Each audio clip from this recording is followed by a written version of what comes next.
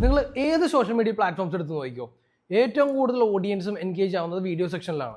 ഇത് തന്നെയാണ് 2026 ഫോളോ ചെയ്യാൻ പോകുന്ന ട്രെൻഡ്. അതുകൊണ്ട് തന്നെ സോഷ്യൽ മീഡിയ പ്ലാറ്റ്ഫോംസ് എല്ലാം തന്നെ വീഡിയോ സെക്ഷനിലേക്കാണ് കൂടുതൽ പ്രൊമോട്ട് ചെയ്യുന്നത്. ഇപ്പോൾ ഫോർ എക്സാമ്പിൾ നമ്മൾ ഇൻസ്റ്റാഗ്രാം എടുത്ത് നോക്കിക്കഴിഞ്ഞാൽ ഒരു ട്രയൽ എന്ന് പറയുന്ന ഫീച്ചർ ഇൻട്രൊഡ്യൂസ് ചെയ്തു. അത് ഉദ്ദേശിക്കുന്നത് വേറൊന്നുമല്ല, അതായത് നമ്മുടെ എക്സിസ്റ്റിംഗ് ഫോളോവേഴ്സ് അല്ലാതെ മറ്റു പല ഓഡിയൻസിലോട്ടും നമ്മുടെ വീഡിയോസും നമ്മുടെ കണ്ടന്റ്സും എത്തുന്ന രീതിയിൽ അത് സെറ്റ് ചെയ്യും. അപ്പോൾ അത് നമുക്ക് പുതിയ ഫോളോവേഴ്സിനെ കൊണ്ടുവന്ന് തരാനുള്ള ചാൻസ് വളരെ കൂടുതലാണ്. അതുപോലെ തന്നെയാണ് സോഷ്യൽ മീഡിയ പുതിയ ഡേറ്റ എടുത്ത് നോക്കുമ്പോൾ ഒട്ടുമിക്ക ഓഡിയൻസ് മ്യൂട്ട് ചെയ്തിട്ട് വീഡിയോസ് കാണുന്നുണ്ട്. കാരണം നമ്മൾ പബ്ലിഷ് ചെയ്യുന്നൊരു വീഡിയോ നമ്മുടെ ഓഡിയൻസ് ഏത് സമയത്താണ് കാണുന്നത് നമുക്ക് അറിയാൻ പറ്റില്ല.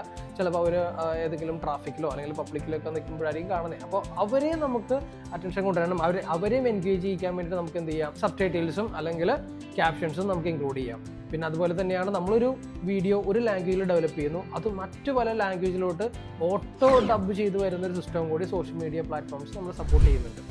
അപ്പോൾ 2026 നിങ്ങൾ ബ്രാൻഡിങ് ഉദ്ദേശിക്കുന്നുണ്ടെങ്കിൽ വീഡിയോ മാർക്കറ്റിംഗ് ചെയ്യാൻ ഏറ്റവും പറ്റിയൊരു ടൈമാണ്.